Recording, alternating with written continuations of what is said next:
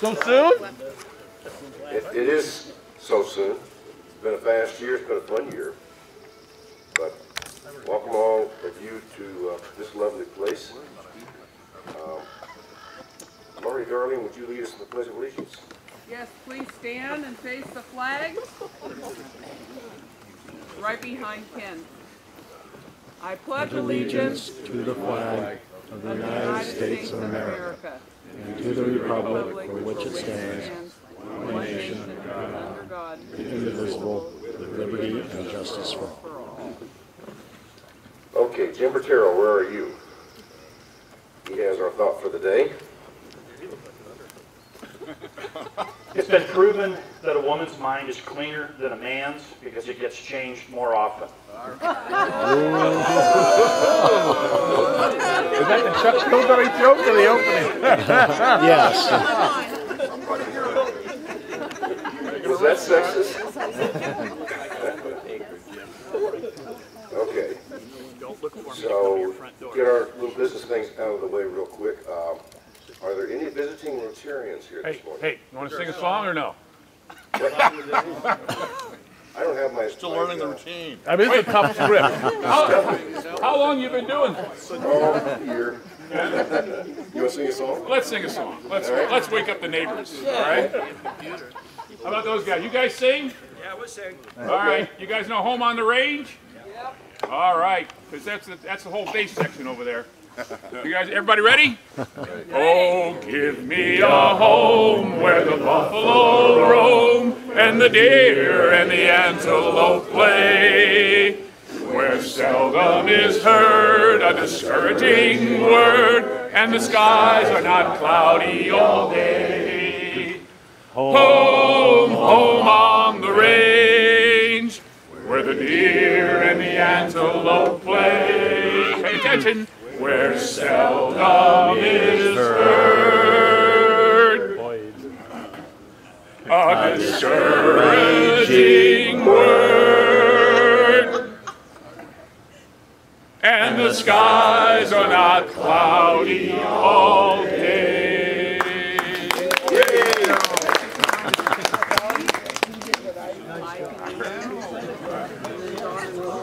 Okay, Michael. Visiting Rotarian. Welcome, Laney Atwood and Jim Atwood at Petaluma Valley Rotary. All right. Welcome. Harvey Henningsen. And if you have a guest at your table... Hey, Harvey. Hey, Harvey.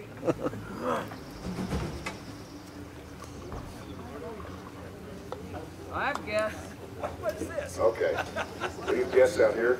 I am the roving microphone You're today. the roving microphone. I didn't know we were having it. I'm fired because I didn't know we were having the microphone. I have my husband Steve Darling, my father-in-law Ike Darling, his wife Ingrid Darling, my niece is Dawn, wherever she is, and Roland over here. All right. That's almost all my family Welcome. in the county. No, that's not true. Julie. My husband Bill Kidd. Good morning, Bill. Hey, Bill. Any other guests? Going once, going twice. Yes, Frank has a guest.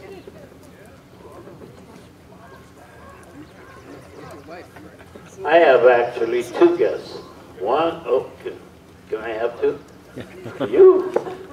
One is my wife. Can you imagine? She lasted with me for 57 years. Wow. The second one is Kathy Shaner, and she's my bonsai teacher, and she keeps me going in the right direction. Hi, Kathy. And I did want to remind you, Kathy Shaner, you might recall, is somebody who has made significant ongoing contributions to Rotoplast, the project that was born in Rotary and provides cleft lip and cleft palate repair to people in other countries. And in fact, just now made a significant contribution again. Thank you very much, Kevin. Thank you.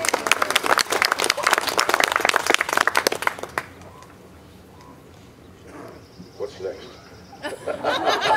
You tell us. Did we do the song yet? Okay. We have.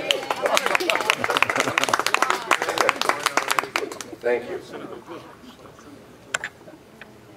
We need volunteers for the next month, July. This will be Michael's first month. 3 to do the greeting and 2 for the microphones. So could I have microphones first? 2 people who would volunteer to do that in the month of July. Okay, Diana Curtis and Al. Matt. I'm sorry, Matt. We can call you Al, though, if you want. Just call me Al. Yeah, we can call me Al. Okay. Microphones. That was it. That was it. Greeters. 3 greeters. Woo-hoo. Okay, Summer. Okay. Michael, Charlie. Michael, Charlie. Okay, thank you. Great. It's too late. Scott, we're kind of cranking up to Zydeco time, so I think you've got a meeting this afternoon. What's happening? Good morning, everybody. I just want to remind you that there's a big Zydeco meeting at my shop tonight at 5:30. Any interested party is welcome to come, and you're even more welcome if you bring beer. Don't run out of material. It's a bit. Are there any other announcements people want to make while we're here? It's your last chance in my year to make an announcement. Happy Bucks. Who's got Happy Bucks? Oh, Summer has Happy Bucks.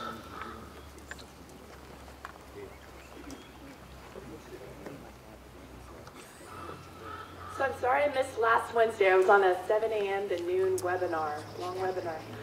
But when I got to my office, I went to my mailbox and there was an envelope, and it was a thank you card from one of my tax clients with $50 in it to send me off to lunch. So with that, I'd like to donate 20 of it to the foundation. All right.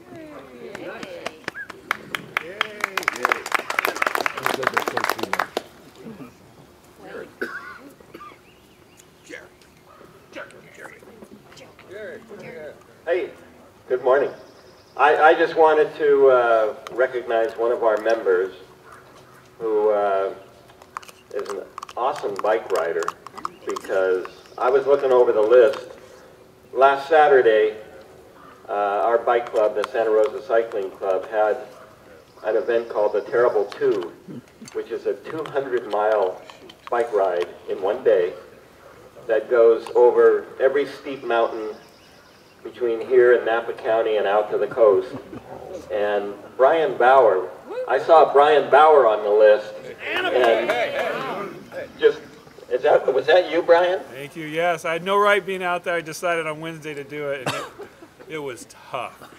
But the volunteers, everything I heard from the people from out of town said it was the best run, best volunteered event they've ever done in their lives, and these people have traveled the whole world, so it's real hands off to your club for doing that and doing it well. Well, I am humbled by in the presence of a real bike rider here.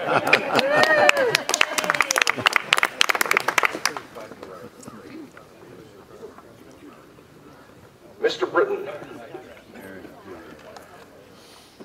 Good morning. So a couple years ago, my son and I went to Alaska, and we did a little fly fishing while we were up there, and came back, and a number of months had passed, and we wanted to go steelheading, and I looked for my fly rod, and I couldn't find it, and looked around and couldn't figure out what the heck happened to it, and I came to the conclusion I must have left it in the car when I got back from Alaska, and my car didn't lock at the time. And I just, stressed over that. One of the poles I'd made when I was a kid, and the other one was a nice 9-weight for steelhead. At any rate, I got a phone call yesterday, and the guy comes on the line, he says, I have your fly rods. And I said, you've got to be kidding me. Turns out that I'd left them at United Airlines, and they couldn't read the label on it because it was turned in. At any rate, we went down to the airport last night, and I've got my fly poles back.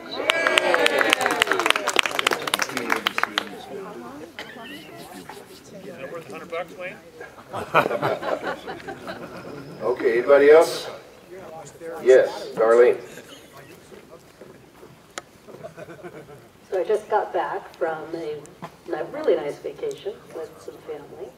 And I want to thank David for giving me a ride there and back to the airport.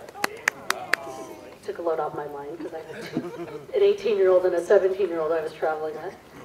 So I'm going to donate to my Polaris. All right.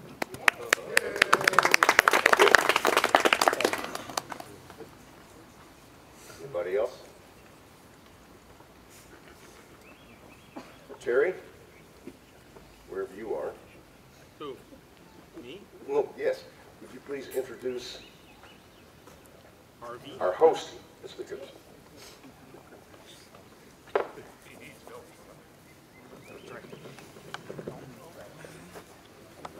Harvey, you want to come over here?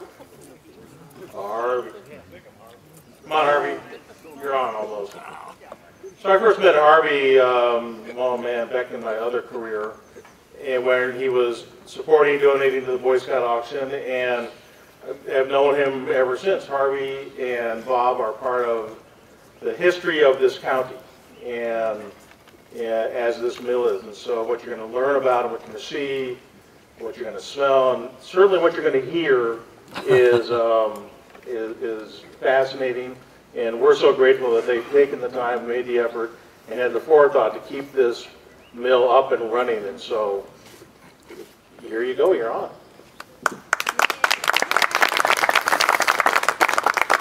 I want to thank you for coming out here and using our beautiful picnic grounds. We started out with a half an acre here, and the half acre was the footprint of the mill.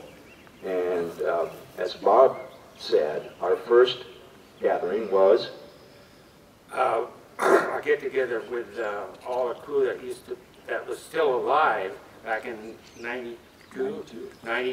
Day after my wife had died, and it was day after memorial service, and we had like 90 people came. Yeah, we had at least 90, and a bunch of us got together and said, I wonder if this sucker will still run.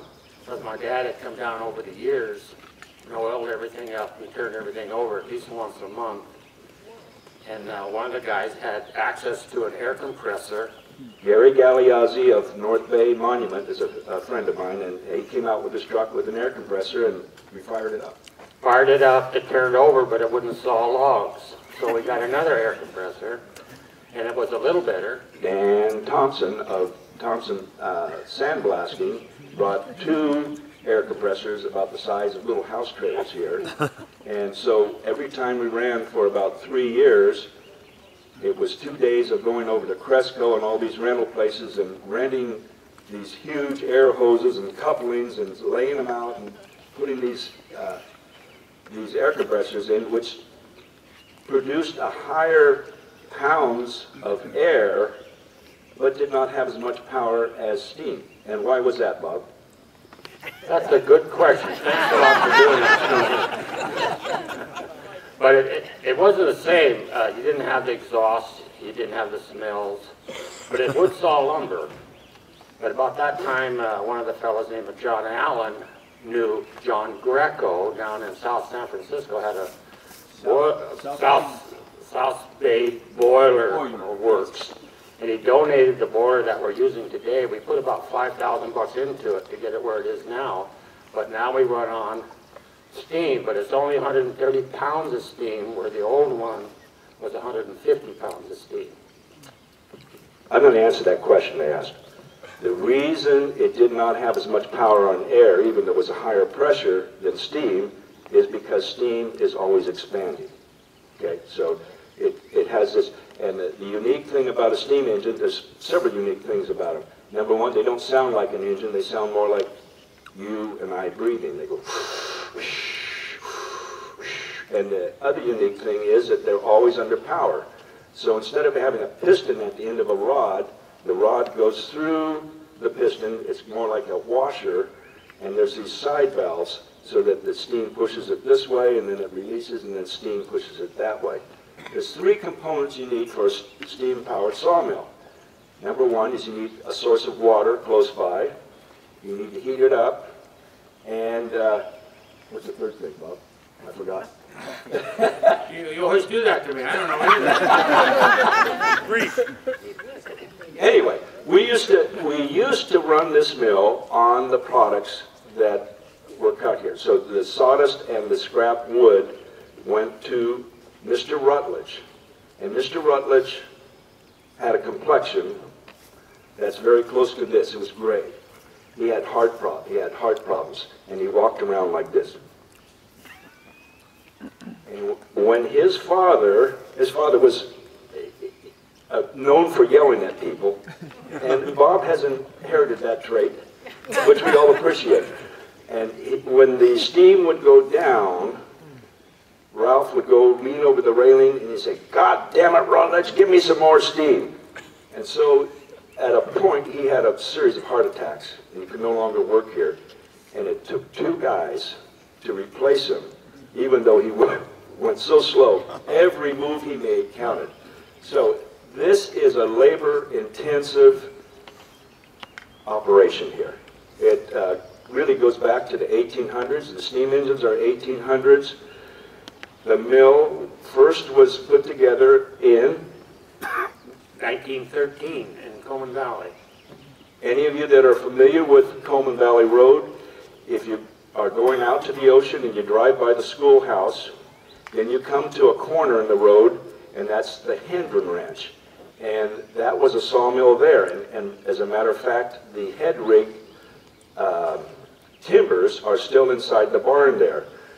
And then if you go further down the road, it takes a hard right and starts to climb up. But where it takes that hard right, there's a gate there. And if you went 150 yards straight ahead, that's where Sturgeon's Mill started. In 1913, 1914 it was running. There's a bunch of pictures over there. And it's really important that you stop and look at that 1914 picture, because there's about 20 head of animals there, oxen and horses. So, what happened next, Bob? Well, the Sugarloaf is what they logged off. It shows it on the map. You guys look at Sonoma County map. What is the Sugarloaf? Sugarloaf looks like a loaf of bread, actually, if you on the map. Where is it, Bob? It's right there where the mill is, right where you discussed it.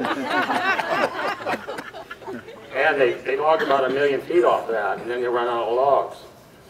Because back in the day, you didn't have tractors and things like that to drag logs from any distance. So in those days, you moved the mill to where the logs were instead of the logs to where the mill is like it is today. And they came into this canyon to log this canyon out. These logs in this canyon, which was about 2 million board feet of lumber in here, logs. And about that time, 1924, is when trucks came into play, so they started to bring logs into the mill at that time. But they'd only cut when they had orders. They didn't have a big supply of lumber on hand. And most of the time, hunting and fishing was a bigger deal than working. So what happened when the fishing was good, Bob? They'd get the gaffs and they'd go down the creek and gaff the hell out of them. The same with abalones.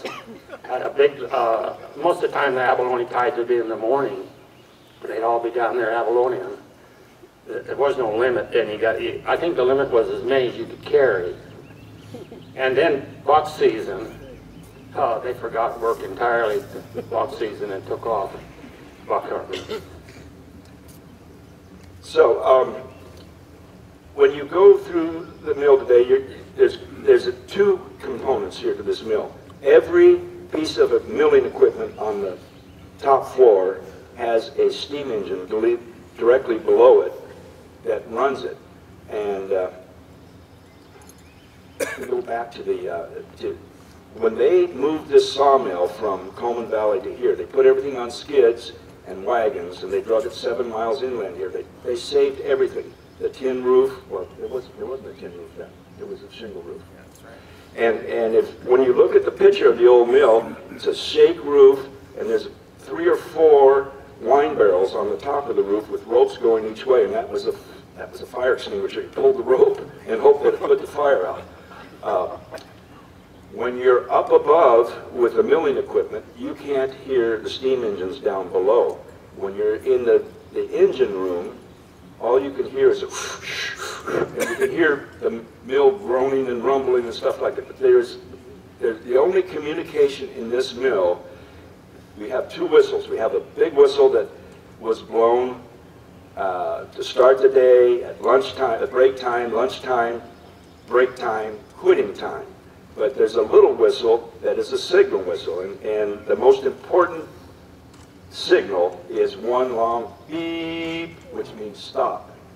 And at that point, the engineer will turn off the steam, and about a minute later, the saw will quit running, right?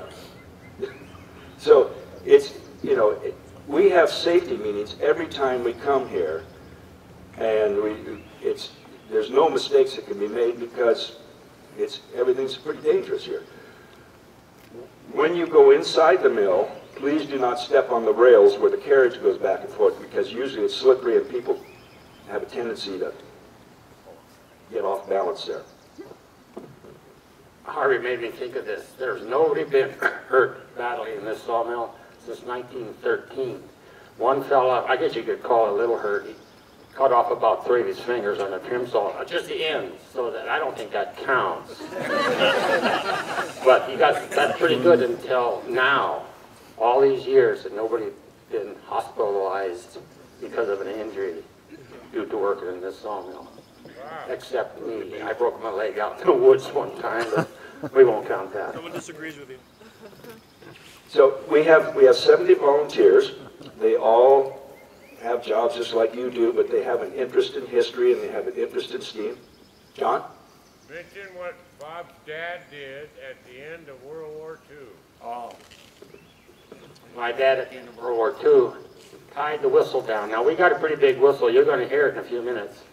Tied that whistle down, and I kind of exaggerate the time. It was an hour. Now it's 45 minutes. I'm going by what you guys probably will believe. It's 20 minutes. He tied that darn whistle down and let it blow just to celebrate the ending of WW2. Nowadays, people don't even know what the heck WW2 means.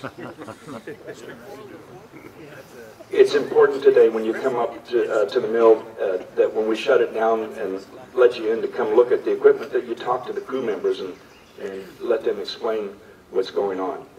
What did we miss, Bob? On a work day, first Saturday of every month is a work day around here. And on an average, we have between 20 and 30 guys show up for a work day. Now that's pretty darn good. And I think there's a waiting list to get on it. And the only thing they get is a free lunch done by yours truly. I think my hamburgers are the reason they come. Now, what do you do on your work day? Do you manufacture a project, or no? Just keep the Everything needs to be fixed here all the time. We're always breaking down. The things always need to be fixed. On a typical weekend, our boiler now. This is important for me to get out to you. We have a boiler that came from South Bay Boiler Works, and it's 150 horsepower. Atlas, they call it a steam generator. We call it a boiler. And we used to run on a wood-fired boiler, which is still there. And when the mill was running and we were burning sawdust and scrap wood, this mill laid down a smoke screen from here to Great. The whole valley was filled with smoke. And people heard the whistles and they say, "Oh, the mill's running." Today they would say, "Go to jail." So we have our new boiler, our new 1976 boiler that came out of a drilling rig in Fairfield. It was blowing mud out of a hole. Was designed to run or burn on natural gas or diesel, and we converted it over to diesel. So on a typical weekend, we burn $800 to $900 worth of diesel per weekend. So it's an expensive operation. But the most amazing thing about this is I came here in 1945 from the hospital. My dad lived about a third of a mile up here. Bob's been here his whole life, and we can both tell you, this is a time capsule. This place, this canyon has not changed. I got a picture of Dad building that office over there, taken from up there, taken this way. The same trees are here. It's nothing has changed here. We have all the original hand tools. We have all the original milling tools. We have all the original trucks. We have all the canceled checks and stubs, and we have all of the receipts from all the farmers and ranchers around here. And if you know anybody that wants to do a master's thesis on local history, we're just a well of information here. And this is not Knott's Berry Farm. This is what really happened here. When I was a kid, there were at least 20 sawmills around here. More. At least. And Bob worked at 2 of them. Bob was married. He's old, well, he's a little bit older than me. He was married, had three boys. He did a shift here, being the block setter. The block setter is the guy that rides the carriage back and forth. And he'd do a shift here, get in his, what year was that for? 1935 Ford, no, that was a 50 Plymouth at the time. And he'd go down there where that parking lot is, and he'd hook around the corner and go around and get that inside wheel up in the air, and he'd lay rubber all the way up the hill. And then he would go off to Ross Station Road. On the corner there was Trio Lumber Company, and he'd do a night shift there, riding the carriage, and that was a shotgun, which means it was going boom, boom, and you had to strap yourself in, right? Oh, you just had a bucket seat. Oh. You did. And you fell asleep, didn't you? I fell asleep if the logs was pretty big. Yeah, but I only lasted 6 weeks at that job. Anyway, we're just babbling now. This is genuine local history here. This is not bullshit. We need, when you get down to that far in there, we will have, by the next run, hopefully, that Willamette Yarder, which is that thing that looks like the Tin Woodsman down there. It will be fired on wood, and it will be the one piece of equipment that people would see. You throw wood in, you have water, you make steam, you have reciprocal action from the steam engine, which is turned into rotating action, which is transferred around the mill by belts and jack shafts, and everything in this mill is run on friction. When you see the logs being pulled around, everything, it's all one thing rubbing up against another thing, and no hydraulics. So we got 2 new steam engines. They're down there. We got them from the Seattle Maritime Museum. We had to pay $1,500 to get them shipped down. And just recently, a gentleman who is a woodworker in Occidental donated a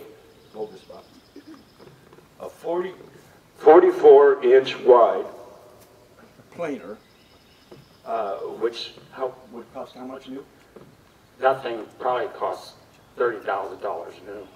He donated it to us. Now, the boiler we have is maxed out running the equipment here. And we're not asking you to buy a boiler, of course, but the way to find something is to broadcast it to the universe. We're looking for a 150 horsepower boiler that will produce 150 pounds of steam. And everybody knows somebody that knows somebody, and we would like to get all the original equipment working here again. And one of them was that flatbed planer. So if you know of anybody that might have a boiler, we'd sure like to know about it, and we'll take it from there. You better let them have the rest of their meeting. Yeah. Thank you. Yeah. When things break down here, how do you get parts? You have to fabricate them, or what do you do? That in the old days, that was what we did. But we do have a machinist that's on the crew now, so he makes it. Yeah, you make it. Yeah. I'll give you an example. World War II, Bob, you can tell the story about the Herald. Oh, we hit a big, we can show you up there when you guys come up. We hit a big spike in the middle of the log. That's the one you're talking about. Yeah, and it was one of the major breakdowns here. Actually, Harvey's a little wrong on this thing, working on it all the time. We actually don't work on this mill all the time. As far as the engines go, the wood part of the mill we do, but as far as the The metal part, that's something that just keeps on working and working and working. When I was a kid working here, that sucker never broke down. If it did, it was just for a few minutes. These things just don't break. But granted, on Saturdays, the first Saturday every month, there's always something to do to the buildings, the outbuildings, the water system, and so on. The garden? Yeah, the garden. Oh. I didn't finish the story. Started off at half an acre. Then we were able to acquire the gardens from the Merle Sturgeon family for this 3.5 acres, and we rehabilitated it. Then Bob's and his sister's father, Ralph, died and left everything on that side of the creek to them, and Bob and Essie donated to the mill 7 acres. And then about a year ago, we purchased the property that adjoins this, that goes all the way down to the corner of the road. So we got another almost 3 acres. Yeah, that's the original acreage is back to where it was. So we're at 14 acres now, and that's a huge thing. We're still paying it down, but the goal is, I mean, we're not spring chickens around here, is to bring some younger people in and to surround the mill and protect it. We want this to go into the future and be a heritage thing for everybody. I want to talk about the crew. They come in order to be eligible to be on our crew to work 4 weekends a year for nothing. You have to come the first Saturday of every month and work for nothing.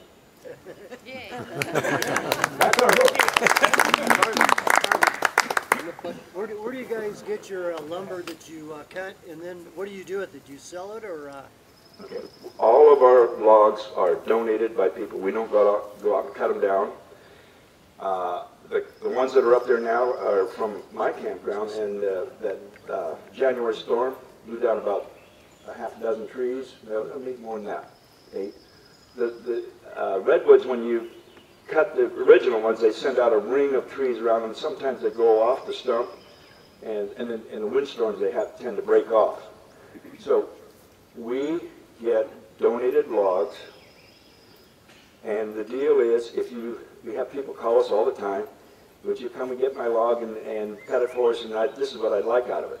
Well, somebody's got to go get that log. So one of our crew members is able to go get it, but the deal is, if we come and get the log, it belongs to the guy that got it. If you bring the logs here, we'll split the lumber 50-50 with you. That's how it works. Harvey, what if they Any other questions? Harvey, what if they donate the log? If you donate the logs, we'll scale it out for you and give you, we are a 501c3, so any donations of equipment, money, by the way, thank you so much for your donation today. Holy crap, we didn't expect that. It was really, you don't know how huge that is for us. And it takes a lot of money to keep this going, and a lot of people. Yes? Do you cut other kinds of wood than redwood? Yes, we cut, typically what grows around here is Douglas fir and redwood. And my dad at one time tried to cut tan oak, but it just twists and checks. And we did cut a big madrone about like that belonged to Bill McMillan, and they're gonna fire up just a little bit and run slow now.